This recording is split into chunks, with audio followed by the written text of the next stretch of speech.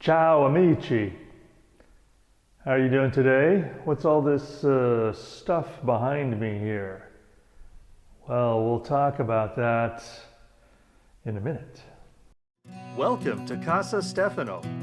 This is my story of buying a house in Italy, sight unseen, during the pandemic, and the adventure of renovating the house and exploring the Salento in southern Puglia. Well, hello and thanks for joining. So, I went to the store. So let me tell you this, you need help when you're going to carry half a ton of assorted drywall up those stairs. And so I was fortunate. These are steel studs, but they're actually pretty light. I had some help. So our friend Davide, Salento with Love, helped me get two of his guys to take me to the store and carry this stuff up here. So what did I buy all this stuff for? Well, I'm getting ready to remodel the bathroom. So I needed some drywall and some studs to do some false walls and some drop ceilings. So today we'll talk about the remodel plan for the bathroom. So I'll start in here, and I've got a floor plan that I'll show you here as I'm explaining this, and it'll make more sense. First of all, I'm standing in what will be the kitchen area here. So this door will be blocked off, and that will be kitchen wall. So that means access to this portion will be through that wall, which is just a simple piece of particle board, and we'll get the bidet out of the way. So let's start in here. First of all, this room gets gutted, all this stuff gets taken out, and I'll probably put the first false wall along the back there and bring the toilet forward so it's not all the way tucked in the end. This sink here will go.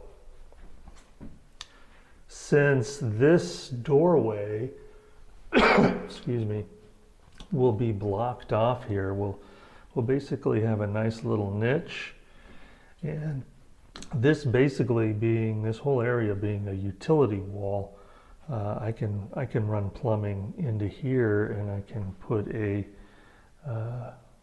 maybe like a live edge wood shelf with a sink basin. Something that way, by using the niche area, the sink won't protrude that far into the area here. You can see here with this sink, I mean, look, there's not the width of a person. You have to go sideways to get through here. So they do make small and thin sinks. I could put something along here, but I think it will feel much more, spacious as, this little area can be. But it really just needs to be the powder room section of the bathroom. And so with a small basin sink here, and then the toilet, like I said, pulled forward. With a false wall, I can hide the toilet tank in the wall. That's very common. And I could mount the boiler up there that would serve the hot water for the bathroom and for the kitchen, which will be right on that wall. So I got to clear this out. I'm banging into everything. So drop a ceiling down. I know it's kind of a low ceiling already, but you know, I can easily drop that much. That will allow me to run you know, conduit and flex hose for the water any direction that I want.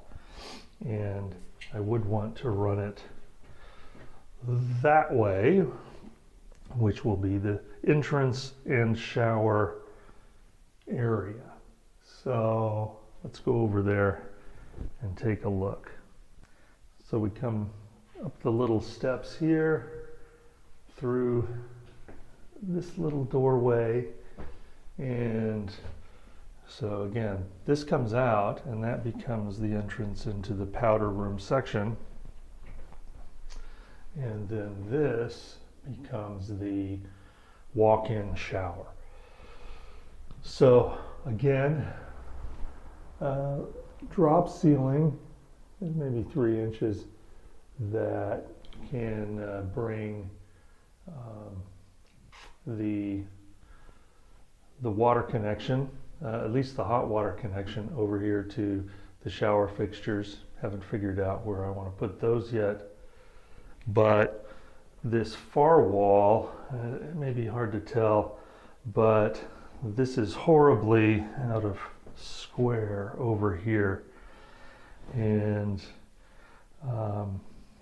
plus I do like a shower niche, so bringing a wall out maybe 5 inches, 6 inches from that wall, I don't really lose that much space, and it would allow me to put a nice niche in the back with some LED lights and create a shelf to place, you know, shampoos and body washes and things like that. This is a pretty good size area here. It's about 1.8 meters from here to the back wall, so plenty of room for a walk-in shower. You know, obviously all of this goes, and you know, some towel racks, maybe a towel warmer type of rack here. The window stays. You just have to tile around it. It's fairly weather resistant. You know, it is what it is. You work with what you have. And here's the view kind of coming in from in the back of the shower.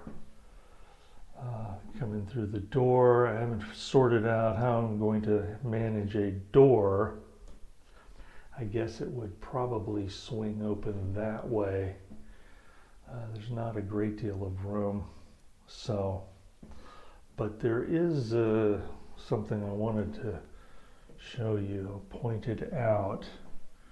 I don't know if you can see down there, but the toilet room is actually sitting on a very old balcony. And so you can see that there's a ledge across there, right there under the window. You can see where they blocked off an old window over there. And then as you look down, you might be able to make out that the supports for a balcony that curve under. And that's kind of pretty old construction methodology there. So that creates a couple of interesting things about the bathroom. You don't think about revealing historical architecture in a bathroom, but believe me, the architecture was here before the bathroom. So let's investigate. This portion of the wall up to here, and we'll reveal it when we start doing demolition, but this is probably the original top of the balcony railing, if you will, which means underneath all of this nonsense, we've got original stonework, which I think would be an awesome feature to reveal. This up here is contemporary, you know, when they added this thing on. So I would retile all of this up here above what would be the original balcony wall.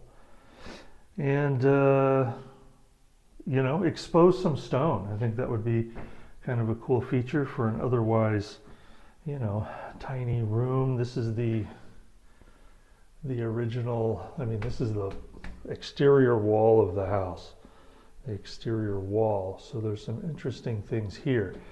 I'll throw up a picture here of the original floor plan. This is something from early last century, but they show this opening, and then they show what appears to be stairs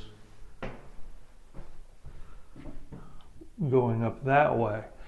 And it could have been that this was not just a balcony, and you do see this, but it was access to an external staircase that took you up to the terrace. So at some point they tore the stairs out and, you know, made all these modifications. So I don't know if you can see on the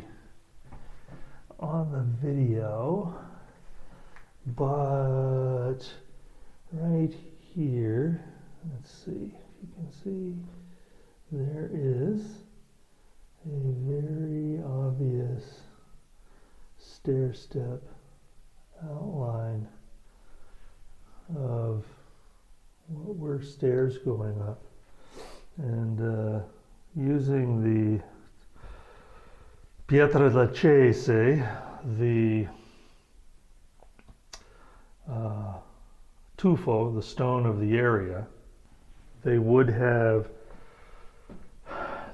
just put integrated the stone with the wall as they were building it, and that would help support it.